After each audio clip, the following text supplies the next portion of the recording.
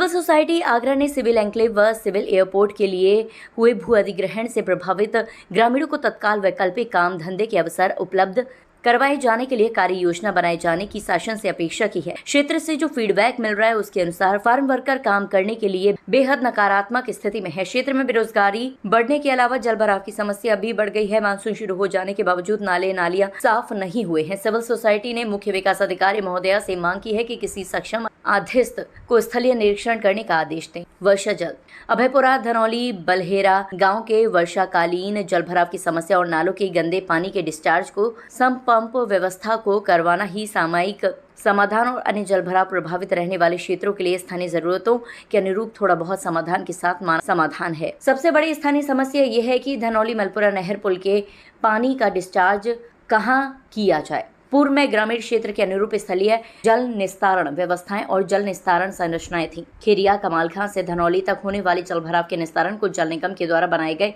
नाले के बाद ये समस्या अत्यंत बढ़ गई है। अजीत नगर चौराहे से धनौली सेंसस टाउन सीमा शुरू होने तक का पूरा क्षेत्र नगर निगम की सीमा का है, किंतु नगर निगम के द्वारा यहाँ नाले नालियों की सफाई के लिए कोई इंतजाम नहीं करवाया गया है। अजीत नगर चौराहे से धनौली तक जगनेर रोड के दोनों ओर नाले बना डाले हैं। वर्षा काल में तो ये नाले जमकर उफनते ही हैं। सामान्य दिनों में भी इनका पानी सामान्य आवागमन को प्रभावित करता है। इस समस्या का स्थायी समाधान तभी संभव है जबकि सभी नाले नालियों का डिस्चार्ज एक ही स्थान पर ताला बनाकर एकत्र किया जाए और 3/5 MLD का STP स्थापित कर ट्रीटेड पानी को पाइपों के माध्यम से पंप कर निस्तारित किया जाए। ये पानी गाँव की परंपरागत राजस्व रिकॉर्डों में दर्ज पोखरों और तालाबों में पहुंचाया जाना अधिक लाभकारी होगा। तालाब पोखर साफ हो। अगर STP से ट्रीटेड किए गए पानी की उपयुक्त गुणवत्ता है तो इसका उपयोग मलपुरा पुल के पास नहर में भी डिस्चार्ज कर खेती के काम में भी उपयोग किया जा सकता है। वैसे प्राथमिकता पोखरों और तालाबों को भरने की होनी चाहिए। पोखरों और तालाबों में पानी की कमी रहने से पूरे क्षेत्र में पशुपालन और दुग्ध कारोबार के धंधे में कमी आई है। सिविल एयरपोर्ट बनाए जाने के लिए जिन किसानों की जमीनें अधिग्रहित की गई थी उन्हें तो मुआवजा मिल गया, किंतु खेती बंद होने से बड़ी संख्या में खेतीहर श्रमिकों के हाथ खाली हो गए हैं। उनके लिए उनकी कार्य दक्षता के अनुरूप कोई काम नहीं रह गया है। कृषि श्रमिकों को नहीं मिल रहा काम। उत्तर प्रदेश शासन से मांग है कि बलहेरा, धनौली और अभयपुरा गांव के कृषि श्रमिकों को स्थिति का सर्वे करवाया जाए और उन्हें काम दिया जाना सुनिश्चित करने के लिए कार्य योजना बनाई जाए।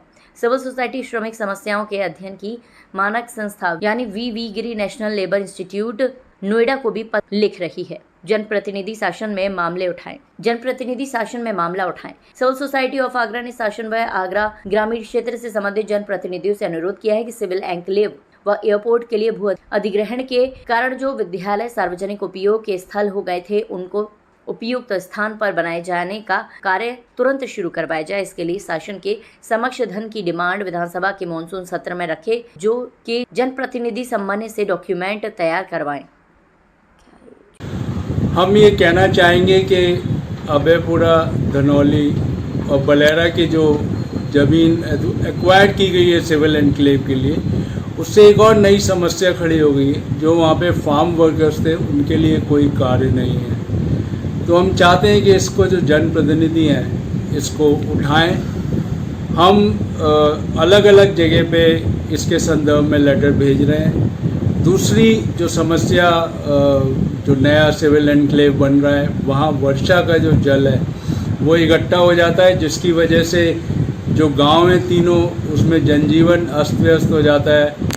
जो नया सिविल एन्क्लेव का गेट है वहाँ पर भी पानी इकट्ठा हो रहा है, जबकि अजीत नगर गेट से धनौली जहाँ तक शुरू होता है वो नगर निगम के अंडर में है, लेकिन नगर निगम ने वहाँ कोई इंतज़ाम नहीं किए हुए हैं। ना नाले साफ़ किए गए हैं, ना नाले बनाए गए हैं ढंग से जिससे कि पानी निकल सके।